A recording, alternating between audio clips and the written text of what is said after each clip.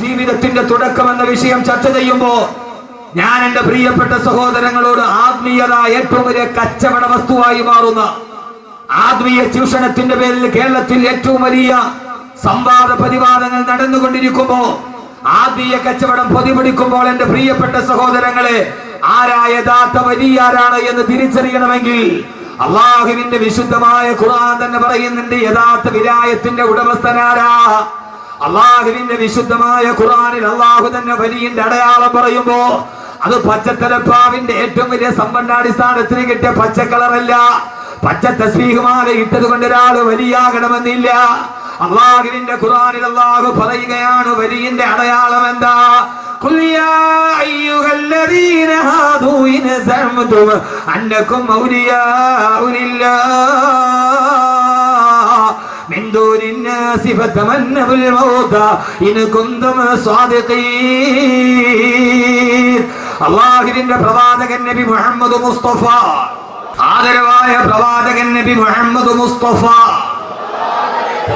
താജദാറെ Medina നബി മുഹമ്മദ് മുസ്തഫ സല്ലല്ലാഹു അലൈഹി വസല്ലമയുടെ ഏറ്റവും വലിയ എതിരാളികളായ ജൂതന്മാര് മുഴുവനും വഖാലത്തിൽ യഹൂദു നഹ്നു അബ്നാഉല്ലാഹി വഅഹിബ്ബാഹു, ഞങ്ങൾ അള്ളാഹുവിന്റെ മക്കളാണ്, ഞങ്ങൾ അള്ളാഹുവിന്റെ ഇട്ടക്കാരാണെന്ന് അവകാശവാദം ഉന്നയിച്ചപ്പോ മക്കയിലെ ജൂതന്മാര് മുഴുവനും ഞങ്ങൾ പടച്ചതമ്പുരാന്റെ ഏറ്റവും വലിയ ഇട്ടക്കാരാ, അള്ളാഹുവിനെ ഏറ്റവും കൂടുതൽ സ്നേഹിക്കുന്നവരെ ഞങ്ങളാണെന്ന് ജൂതന്മാര് പറഞ്ഞു നടന്നപ്പോ ആ സമയത്ത് അല്ലാഹു സുബ്ഹാനഹു വ തആല അള്ളാഹുവിന്റെ റസൂലിനായ തറക്കി നബിയെ, അള്ളാഹുവിനോട് ഏറ്റവും ഇഷ്ടമുള്ളവരാണ് ജൂതന്മാരെന്നവർ അവകാശവാദം പറയുന്നുവെങ്കിൽ അവരോടങ്ങ് ചോദിക്കും നബിയെ, നിങ്ങൾ അള്ളാഹുവിനെ ഇഷ്ടപ്പെടുന്നവരാണെങ്കിൽ, അള്ളാഹുവിനെ നിങ്ങൾ സ്നേഹിക്കുന്നവരാണെങ്കിൽ ഖുൽ യാ അയ്യുഹല്ലദീന ഹാദൂ ഇൻ സഅംതും അന്നകും ഔലിയാഉ ലില്ലാഹ്,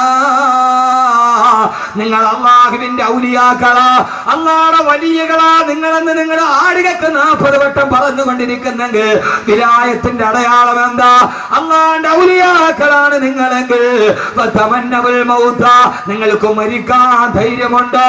നിങ്ങൾക്ക് മരിക്കാൻ ധൈര്യമുണ്ടോ? എത്രയും പെട്ടെന്ന് ഈ ഭൂമിയിൽ നിന്ന് ഭരിച്ചിട്ട് എന്റെ അടുക്കലേക്ക് വരാൻ നിങ്ങൾക്ക് ധൈര്യമുണ്ടോ എന്ന് അവരോട് ചോദിക്കുക. അള്ളാഹുവിന്റെ ചോദ്യം ഇറങ്ങി.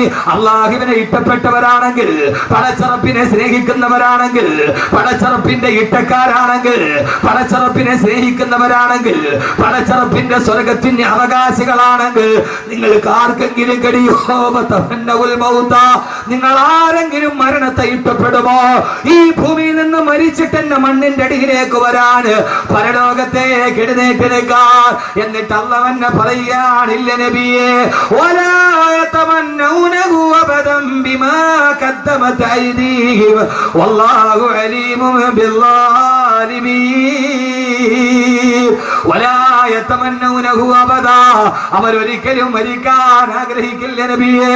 ഈ ഭൂമിയിൽ നിന്ന് മരണത്തോടെ വിട പറഞ്ഞു പോകാൻ, ആരുടെ മണ്ണിലേക്ക് പോയി മരന്ന് കിടക്കാൻ അവരൊരിക്കലും ആഗ്രഹിക്കില്ല നബിയെ. കാരണം എന്തെന്നറിയുമോ? ബിമാ ഖദ്ദമത് ഐദീഹിം, അവര് ജീവിതത്തിൽ ചെയ്ത പ്രവർത്തനങ്ങൾ അത്ര നല്ലതല്ല, അവർ ഈ ഭൂമിയിൽ ചെയ്തു കൂട്ടിയത് അത്ര നന്മകളൊന്നുമല്ല, തിന്മകൾ മുഴുവനെ ചെയ്തു കൂട്ടി അവരങ്ങനെയാ. വലാ യതമന്നൂനഹു അബദാ, അവരൊരിക്കലും മരിക്കാൻ ആഗ്രഹിക്കില്ല നബിയെ. അള്ളാഹുവിന്റെ വിശുദ്ധമായ ഖുർആൻ ഞങ്ങൾ അള്ളാഹുവിനെ അനുസരിച്ച് ജീവിക്കുന്നവരാണെന്ന് അവകാശവാദം പറഞ്ഞ ജൂതന്മാരെ ഖണ്ഡിച്ചുകൊണ്ടതൊക്കെ ആയത്തിന്റെ തുടക്കം ചോദിച്ചുകൊണ്ട് മരണത്തെ കുറിച്ച് കേൾക്കാനെത്തിയ എന്റെ പ്രിയപ്പെട്ട സഹോദരങ്ങളോട് ചോദിക്കട്ടെ, മരണം ഈ യഥാർത്ഥ ജീവിതത്തിന്റെ തുടക്കമാണെങ്കിൽ ആർക്കെങ്കിലും ധൈര്യമുണ്ടോ മരണത്തെ ആഗ്രഹിക്കാൻ? അള്ളാഹുവേ, യഥാർത്ഥ ജീവിതത്തിന്റെ തുടക്കം മരണമല്ലയോ? ഇനിയല്ലയോ മഹിഷറയുള്ളത്? ഇനിയല്ലയോ അർശിന്റെ തണലുള്ളത്? മരണത്തിന്റെ ശേഷമല്ലേ അർശിന്റെ തണലുള്ളത്? മരണത്തിന് ശേഷമല്ലേ ഹിസാബുള്ളത്? മരണത്തിന് ശേഷമല്ലേ സിറാത്തുള്ളത്? മരണത്തിന് ശേഷമല്ലേ മീസാനുള്ളത്? മരണത്തിന് ശേഷമല്ലേ നരകമുള്ളത്? മരണത്തിന് ശേഷമല്ലേ സ്വർഗത്തിന്റെ സുന്ദരതയുള്ളത്? അതുകൊണ്ട് എനിക്ക് നീ ദുനിയാവിൽ ജീവിക്കണ്ട, എത്രയും പെട്ടെന്ന് എനിക്ക് ഇവിടെ നിന്ന് മരിച്ചാൽ മതിയെന്ന് എന്തേ സഹോദരന്മാരെ ആഗ്രഹിക്കാൻ കഴിയുന്നില്ല? അല്ലാഹു പറയുകയാണ്, വലായതമന്നൗനഹു അബദൻ ബിമാ ഖദ്ദമത് ഐദീഹിം, അവരുടെ ജീവിതത്തിൽ അവര് ചെയ്തു വെച്ച കാര്യങ്ങൾ എത്ര നല്ലതല്ലാത്തത് കൊണ്ട് അവരാരും മരണത്തെ ആഗ്രഹിക്കില്ലെന്ന് അള്ളാന്റെ വിശുദ്ധ ഖുർആൻ. അള്ളാഹുവിന്റെ ഖുർആനിൽ അള്ളാഹു പറയുകയാ, നിങ്ങൾ ആരെങ്കിലും അള്ളാഹുവിന്റെ വിനായത്തിന്റെ അടയാളം മരിക്കാൻ ആഗ്രഹിക്കുക എന്നുള്ളത്. വലിയാര ഔലിയാക്കൾക്ക് ഇവിടെ ജീവിക്കണമെന്ന് വലിയ ആഗ്രഹമൊന്നുമില്ല. അതുകൊണ്ട് തന്നെ അവർക്ക് പണത്തിനോട് വലിയ അത്യാർത്തിയൊന്നുമില്ല. അള്ളാഹുവിന്റെ യഥാർത്ഥ വലിയകളാരാ? അവര് പണത്തിനോട് ആർത്തികളുള്ളവർ. അവർ ആയിരത്തോടും ലക്ഷങ്ങളോടും കോടികളോടും ആർത്തിയുള്ളവരല്ല. അവർ അള്ളാഹുവിന് ഇഷ്ടപ്പെട്ടവരാണെങ്കിൽ, ഹബീബായ നബി മുഹമ്മദ് മുസ്തഫ സല്ലല്ലാഹു അലൈഹി വസല്ലമയെ സ്നേഹിക്കുന്നവരാണെങ്കിൽ അവർ ലക്ഷത്തിന്റെയും കോടികളുടെയും കഥ പറയുന്നവരല്ല. അവരെത്രയും പെട്ടെന്ന് ഈ ഭൂമിയിൽ നിന്നും മരിക്കണമെന്ന് ആഗ്രഹിക്കുന്നവരാണ്. യഥാർത്ഥത്തിൽ ജീവിതത്തിൽ ആഗ്രഹിക്കേണ്ടത് മരിക്കാൻ, എത്രയും പെട്ടെന്ന് മരിക്കണം. അല്ലാഹു തൗഫീഖ് തരട്ടെ.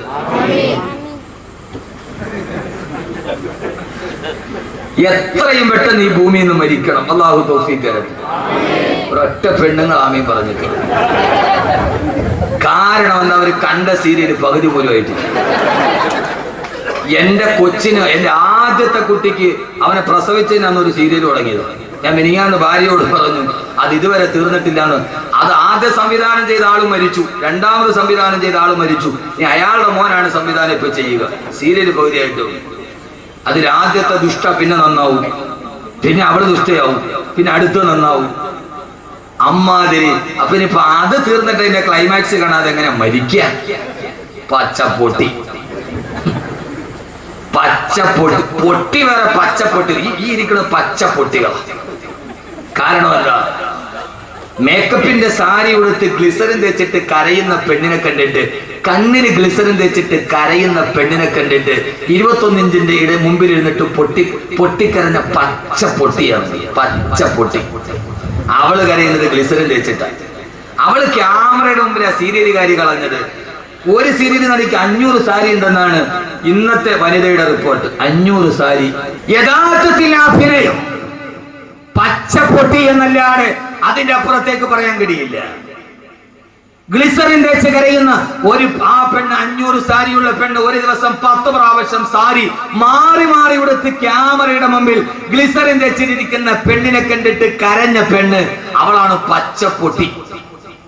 അതിനേക്കാൾ വലിയ പൊട്ടി വേറെ ലോകത്തിലാണ്. പച്ചപ്പൊട്ടി. നിങ്ങൾ പറഞ്ഞിട്ടായിരിക്കും.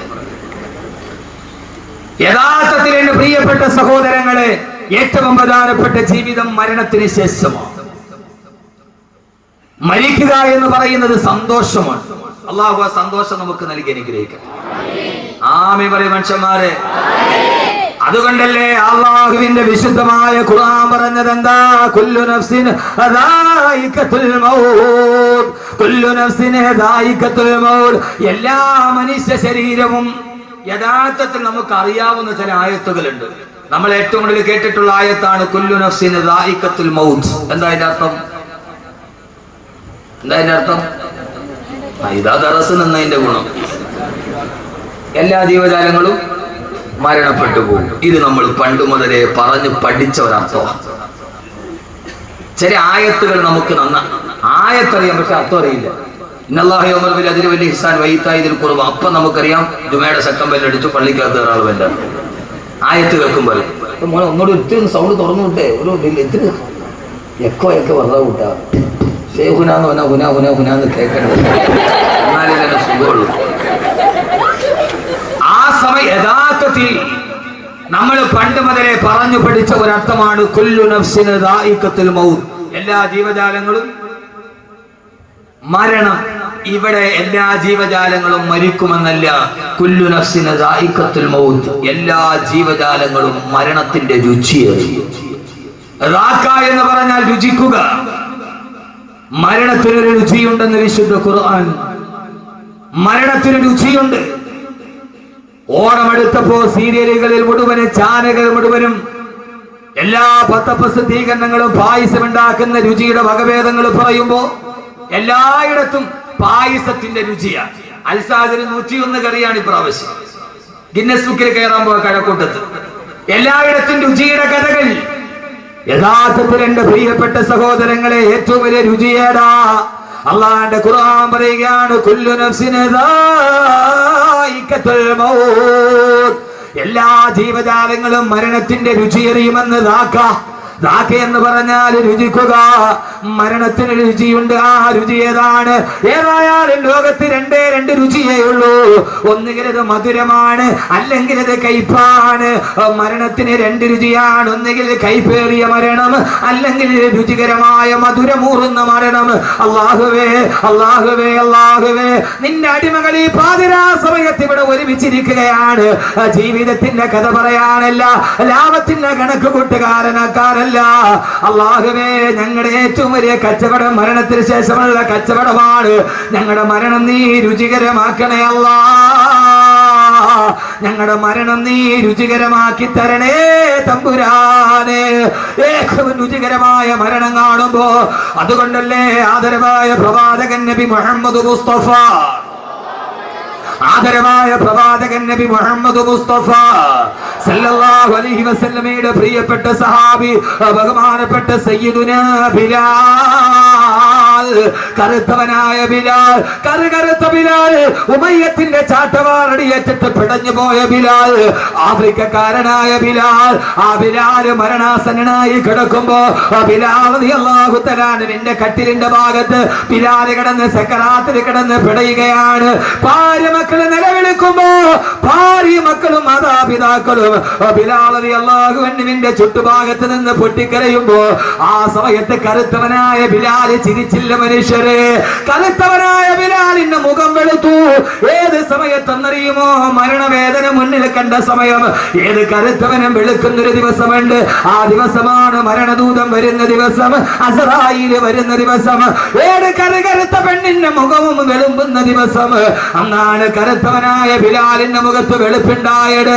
ബിലാൽ പറഞ്ഞു, പത്രേ, നിങ്ങൾ എന്തിനാണ് കരയുന്നത്? എന്തിനാ നിങ്ങൾ ഇവിടെ നിന്ന് വിട പറയുകയല്ലേ? ഉപ്പയെ നഷ്ടപ്പെടുകയല്ലേ? ഭർത്താവിനെ നഷ്ടപ്പെടുകയല്ലേ? പൊന്നുമകനെ നഷ്ടപ്പെടുകയല്ലേ? ആ വിതയൊത്തിട്ട് ഞങ്ങൾ കരയുകയാണെന്ന് മറുപടി പറയുമ്പോ, മരണസമയത്ത് പടന്തുണി കെട്ടിൽ കിടന്ന ബിലാൽ റളിയല്ലാഹു അൻഹു തന്റെ പ്രിയപ്പെട്ട ഭാര്യ മക്കളോട് പറഞ്ഞതെന്താ? നിങ്ങൾ എന്റെ മുമ്പിൽ ഇരുന്നിട്ട് കരയുന്നത് എന്തിനാ? എനിക്ക് ഏറ്റവും വലിയ സന്തോഷം ഇപ്പോഴാ. ഞാൻ മരിക്കുന്നതാണ് എനിക്ക് ഏറ്റവും വലിയ സന്തോഷം. സന്തോഷത്തോടെ നിങ്ങൾ എന്നെ യാത്രയാക്കണേ. കാരണം മരിച്ചു കഴിഞ്ഞാൽ ഞാൻ പോകുന്നത് എവിടേക്കാണ്? അൽകാ മുഹമ്മദൻ വഹിസുബാ, അൽകാ മുഹമ്മദൻ വഹിസുബാ. ഞാൻ എന്റെ ഹബീബായ നബി തങ്ങളെ കാണാൻ പോവുകയല്ലേ? ഞാൻ അബൂബക്കറിനെ കാണാൻ പോവുകയല്ലേ? എനിക്ക് മുമ്പേ വിട പറഞ്ഞു പോയ ഉമറിനെ കാണാൻ, എനിക്ക് മുമ്പേ വിട പറഞ്ഞു പോയ ഉമറിനെ കാണാൻ. സഹോദരങ്ങളെ, മരണം ജീവിതത്തിന്റെ തുടക്കമെന്ന ശീർഷകത്തിന്റെ കീഴിൽ ആദ്യം അറിയുക, മരിച്ചു കഴിഞ്ഞാലാണ് പിന്നെ മനക്കോട്ടകള് തെളിയുക. സ്വപ്നങ്ങള് പൂവണിയുന്ന ദിവസം മരണശേഷമാണ്. ഇവിടെ സ്വപ്നം കാണാനേ കഴിയൂ. ഇത് സ്വപ്നം വിളയുന്ന മണ്ണല്ല. ഈ ഭൂമി സ്വപ്നം മണയുന്ന തെളിയുന്ന മണ്ണല്ല. ഈ ഭൂമി സ്വപ്നങ്ങൾ തകർന്നു പോകുന്ന മണ്ണാണ്. വമൽ ഹയാത്തു ദുനിയാ ഇല്ലാ മതാഉൽ ഗുറൂർ. ഈ ദുനിയാവിലെ സ്വപ്നങ്ങൾ പൂവണിഞ്ഞിട്ട് ഒരാളും പോയിട്ടില്ല. ഒരു മനുഷ്യന്റെ ഈ സ്വപ്നങ്ങൾ ഇവിടെ പൂവണിഞ്ഞിട്ടില്ല. ആളുകളെ കുട്ടുകുടാ ചിരിപ്പിച്ചവരെ ചിരിക്കാൻ കഴിയാത്ത ഭൂമി. എന്റെ പ്രിയപ്പെട്ട സഹോദരങ്ങള്, എന്റെ പ്രിയപ്പെട്ട ചെറുപ്പക്കാരാ, 2.5 മണിക്കൂർ സിനിമാ കോട്ടയിൽ നിന്നെ കുടുകുടാ ചിരിപ്പിച്ച തിരുവനന്തപുരം ജില്ലക്കാരൻ, നിന്നെ കുടുകുടാ ചിരിപ്പിച്ച ഹാസ്യതാരം ഇന്ന് വെല്ലൂർ ഹോസ്പിറ്റലിൽ നിന്ന് വീട്ടിലിരുന്ന് പൊട്ടിക്കരയുകയാണ്. അയാൾക്ക് ചിരിക്കാൻ കഴിയുന്നില്ല. 2.5 മണിക്കൂർ നിന്നെ പൊട്ടിച്ചിരിപ്പിച്ചവന് ഇന്ന് കസേരയിൽ ഇരുന്നിട്ട് ചിരിക്കാൻ കഴിയുന്നില്ല. മറ്റൊരുത്തനെ ചിരിപ്പിച്ചവരെ ചിരിക്കാൻ കഴിയാത്ത ലോകം. 2.5 മണിക്കൂർ നിന്നെ പൊട്ടിച്ചിരിപ്പിച്ച ഇരിങ്ങാലക്കുടക്കാരൻ ഇന്നസെന്റിന് ജീവിതത്തിന് ചിരിക്കാൻ കഴിഞ്ഞിട്ടില്ല. ആ മഹാനായ നടൻ പോലും, നിങ്ങളുടെ ഭാഷയിൽ ഞാൻ പറഞ്ഞാൽ ആ വലിയ നടൻ പോലും പറഞ്ഞത് എന്തെന്നറിയുമോ? സിനിമയിൽ ഞാൻ 200ഓളം സിനിമയിൽ ഞാൻ അഭിനയിച്ചിട്ടുണ്ട്. ഇങ്ങനെ ഒരു തിരക്കഥ ഒരു നിർമ്മാതാവും ഇതേവരെ എന്നോട് പറഞ്ഞിട്ടില്ല. അദ്ദേഹത്തിന് ക്യാൻസർ വന്നു അത്രേ. രോഗത്തോട് മല്ലടിച്ച് അവസാനം ചെക്കപ്പിന് പോയപ്പോ ഭാര്യ തൊട്ടടുത്തിരിക്കുന്നുണ്ട്. ഡോക്ടർ പറഞ്ഞു, നിങ്ങളുടെ രോഗം പൂർണ്ണമായി ഭേദമായി. തലേ ദിവസം ഭാര്യക്കൊരു തലവേദന വന്നു. അതിന്റെ റിസൾട്ട് വാങ്ങിക്കാൻ അതേ ഡോക്ടർ തന്നെ പറഞ്ഞു. ഒരേ സമയത്ത് തന്നെ അറ്റൻ ടൈമിന് തന്നെ ഇന്നസെന്റിനോട് പറഞ്ഞു അത്രേ, നിങ്ങളുടെ രോഗം പൂർണ്ണമായി ഭേദമായി. റിസൾട്ട് വാങ്ങിച്ചിട്ട് ഭാര്യയോട് പറഞ്ഞു, ഭാര്യയ്ക്ക് ക്യാൻസർ ആണ്, ഭാര്യയ്ക്ക് ക്യാൻസറിന്റെ തുടക്കമാണ്. ഭർത്താവിന് രോഗശമനം വന്ന ദിവസം തന്നെ ഭാര്യയ്ക്ക് ക്യാൻസർ പിടിപെട്ട ഒരു തിരക്കട ഇന്നേ വരെ അപ്രഭാളികളിൽ ഞാൻ കണ്ടിട്ടില്ല. ഞാൻ എന്റെ ജീവിതത്തിലാണ് ഇത് അനുഭവിച്ചത്. സഹോദരങ്ങളെ, ഇന്ത്യ രാജ്യത്തെ മുഴുവനും അടക്കി ഭരിച്ച ഇന്ത്യൻ നാഷണൽ കോൺഗ്രസിന്റെ പ്രസിഡന്റും പോയി ലണ്ടനിലേക്ക് ചികിത്സയ്ക്ക് വേണ്ടി. ഇന്ത്യ അടക്കി പിടിച്ച പെണ്ണിന്, ഇന്ത്യ അടക്കി പിടിച്ച ഇറ്റലിക്കാരി പെണ്ണിന് ജീവിതത്തിൽ ഇപ്പൊ ചിരിക്കാൻ കഴിയുന്നില്ല. നാടകമേ ഉലകം, നാളെ നടപ്പതേ ആരറിവാൾ. തമിഴന്റെ വാക്കുകളാണ് വലുത്. നാടകമേ ഉലകം, നാളെ നടപ്പതേ ആരറിവാൾ. ഈ ഉലകം നാടകമാണ്. ഇതൊരു നാടകവേദിയിലെ തിരക്കഥയാണിത്. നമ്മൾ ഈ നാടകത്തിലെ അഭിനേതാക്കളാണ്. ഇടയ്ക്ക് വില്ലൻ നായകനാവുന്നു, ഇടയ്ക്ക് നായകന് വില്ലനായി മാറുന്നു. സഹോദരങ്ങളെ, ഇത് ദുനിയാവ്, സ്വപ്നം കരിഞ്ഞ ഭൂമിയാണ് ഈ ദുനിയാവ്. ദുനിയാവ് സൂക്ഷിക്കേണ്ടതാണ് നഞ്ച, പരലോക നന്മയ്ക്കുള്ളതായാൽ മുഞ്ച. ഈ ദുനിയാവ് ഇത് വിട പറയുന്ന ലോകം, സ്വപ്നങ്ങൾ കാണാൻ കഴിയാത്ത ലോകം. ഈ മദ്രസയുടെ സെക്രട്ടറിക്ക് ഒരു മകളുണ്ടായിരുന്നു. 8 വയസ്സ് വരെ പൊട്ടിച്ചിരിച്ച പൊന്നുമോൾ.